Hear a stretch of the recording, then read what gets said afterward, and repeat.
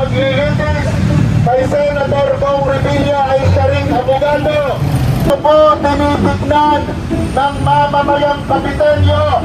So, ang tanong ngayon sa mga nagrarally sa Sandigan Bayan para suportahan ang nakakulong nilang idol na si former Senator Bong Revilla Jr. Magkano? Ang kasong kinakaharap, Revilla, walang due process, pinadali, basta na lamang may ang nasa loob ng witness protection program at saka si Joseph Bernardo. Bakit ang mga galamay kagaya nila Bryce Hernandez at si Babang DPWH engineers ang nakakulong ngayon?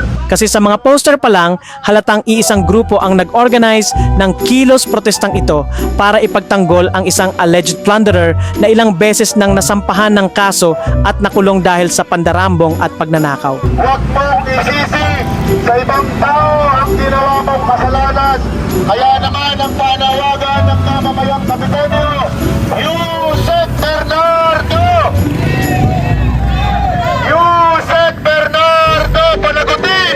At isa pa, Lunes ngayon. So ibig sabihin, wala ba silang trabaho? O ito na mismo ang trabaho nila for today's episode? Nagtatanong lang naman. Mamamayang